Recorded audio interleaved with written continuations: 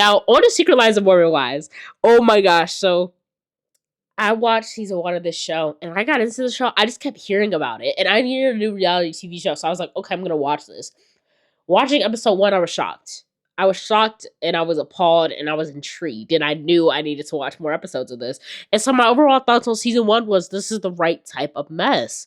This is the right type of mess. And it was just a steady increase in drama, in like pressure, the pressure of the girls, and it was like about to combust. Like it was just at that point, and that's what I like in reality TV show. Like make me a little bit uncomfortable. You know what I mean? And this show definitely did that in terms of the drama. Now I'm going to go character by character, and we're going to talk about the stuff that happened in the show. So Taylor is kind of positioned as the main girl. It's really about her, right? And everybody else kind of just surrounds her. In this first season. Well, her and another girl will get to that, right? So Taylor, her and Dakota, that's the relationship she was in. She's a Mormon. Her husband divorced her because she was cheating on him. So now she's with Dakota. The first episode we see, it's crazy. She's getting arrested. She ends up pregnant, and that's what we have to contend with for the whole season 1. But even though she has that kind of craziness in episode 1, she's actually kind of tame with the rest of the girls compared to what everybody else is kind of doing. So I think it's kind of okay, right? Her and Dakota is just a it's just so stressful, and like I don't know how she had the energy to go through that pregnant, because her and Dakota are toxic and shouldn't be together at all. And he was trying to get her to marry him, and it's just like, no, y'all can't get married. You guys can't get married because you're arguing every day. Like what is a marriage gonna do if y'all are arguing every single day?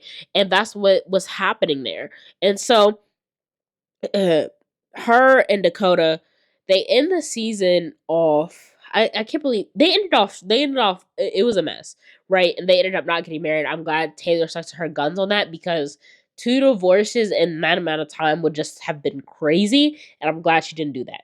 Her and Whitney is another one of the Mormon wives. They have this battle of who's gonna be the main one of Mom Talk. Mom Talk is what they're all like on. They're on TikTok. Mom Talk is a community, right? And that's kind of where the drama started. Her and Whitney wants to be a leader. Taylor wants to be a leader. They're kind of opposing. Whitney is much more into her faith and what she deems as right and wrong. Taylor's kind of a mess right now, but I still think she's a good person. But I still think Whitney's a good person too. But Taylor's good, but she's just her life is a mess right now. Whitney is sees that and wants that power, and so she tries to get it. Um, her and the rest of the girls seem cool. Like everybody seems cool with each other in terms of Taylor and the rest of the girls, excluding Whitney. So that really wasn't an issue this season. Really wasn't any drama. So the Vegas trip was kind of the big. Well, there was a girls trip beforehand, and Taylor like kind of got whacked a couple of times because it was a confessional and people were just writing stuff in the confessional. I believe the producers were writing stuff and putting it in there, but so she had some conflict there. Her and Whitney had some conflict. Whitney did not show up to her baby shower, which was a crazy move, and I thought Whitney would like be more confrontational about it, but she really wasn't. She was kind of hiding her hand a little bit, but we'll get into that when we get into the Whitney section. And so the girls' trip, there was a little bit of conflict there. She kind of got off a little bit unscathed. The Vegas trip was really what happened, what really was where it was at. Her and Dakota really come to a head. She goes to Vegas, which Dakota did not want to happen. So he tags along too. They get into a fight. It's a big fight. A lot of stuff happens. And that's what I feel like Taylor really makes up in her mind, that she doesn't really want to be with him. To me. She still tries to drag it on into season 2. I haven't been watching season 2, and she still trying to make it work, but that ain't working. Um, Whitney, she's positioned as the villain of the show. I don't believe it's warranted too much. She does some stuff that annoys me, sure. Um, she she's weirdly not confrontational, but she does stuff that makes you think she's gonna be confrontational, if that makes sense. Like she does stuff and she kind of hides her hand and she doesn't want to confront it. Like the beef with Taylor, I just wish she would have just went up to Taylor. It's like, Here's the issue. She says she feels like she didn't need to, but I felt like you did need to have that discussion because Taylor was under the assumption that y'all were tight. So you do need to be like to that person, be like, yo, this is why I don't want to mess with you. This is why I don't want to hang out with you anymore. And I wish she would have done that. But I felt like some of the hate was unwarranted, and some of it was used as a stepping stone from the other girls to get into her level of importance on the show. Like they used it to kind of climb up the ranks a little bit. And they said they didn't like her because she like talked behind people's back, but everybody in the group does that. Everybody in reality TV does that. Like that's what you do. So I'm never gonna get mad at somebody for that. Yeah, the other girls hating her, I just felt like that really wasn't real. But there really was animosity. Everybody really did hate her. So it was kind of just weird. I was kind of mind boggled because I'm like other people around you who you're all tight with is doing that, but her not showing up to Macy's launch of it was crazy to me. Macy is her best friend, and Macy has been a person who stuck up for her in times where she was like crying and stuff, which I also thought was weird because Whitney, you want to do all these power plays, you got to stay strong and not cry. You can cry in the car on the way back, but in these people's faces, you can't cry. And she was crying, so that was a knock for me, honestly. You gotta hold in those tears, and you got, you got to like, you're in the heat of war, basically. Like you're exchanging like words with these people.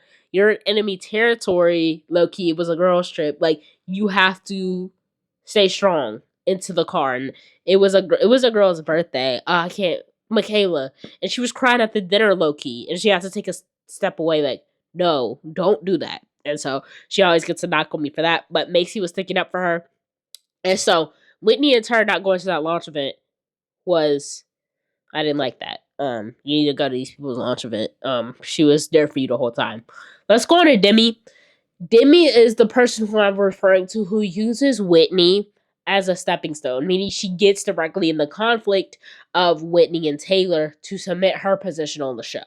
And it's effective. She is very confrontational to the point where you're uncomfortable. She does not care.